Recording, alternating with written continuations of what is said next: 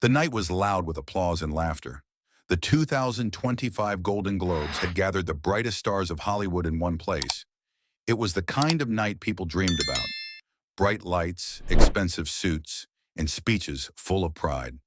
On stage, the host grinned at the audience, her voice dripping with charm and a bit of mischief. "So," she said, looking around, "what's the real reason behind your success?" Behind her, a screen lit up with options.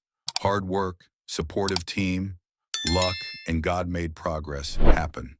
The crowd roared with laughter. No one even glanced at the last option. One by one, winners came on stage, thanking their agents, their families, and, most importantly, themselves.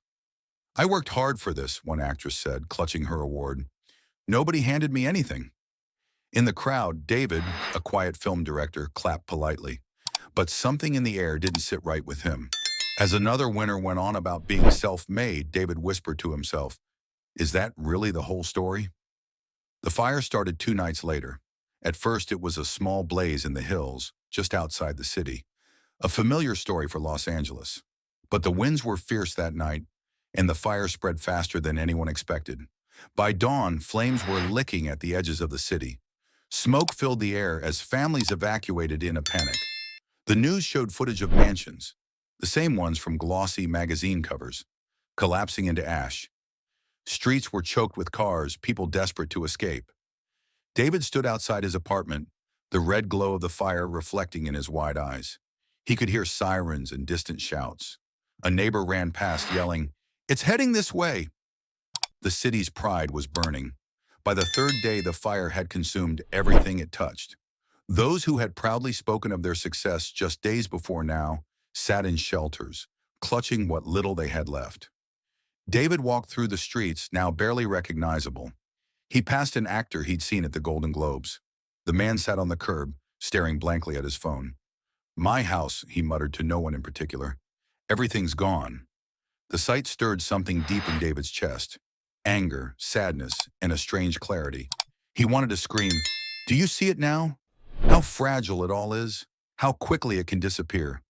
That night, David had a dream. In his dream, the city was nothing but ash.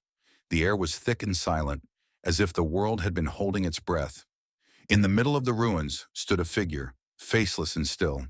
The figure raised a hand, pointing to the sky. A voice echoed in David's mind. "You built towers of pride, but forgot the foundation. What was given can be taken away." David woke with a start, his heart pounding. But the fire hadn't ended. Outside, the sky was still orange, the air still heavy with smoke. David sat at his desk and began to write. He wrote about the ceremony, the laughter, the pride. He wrote about the fire, the loss, the helplessness. And he ended with the words, "Don't forget who made all this possible. Don't forget who can take it all away."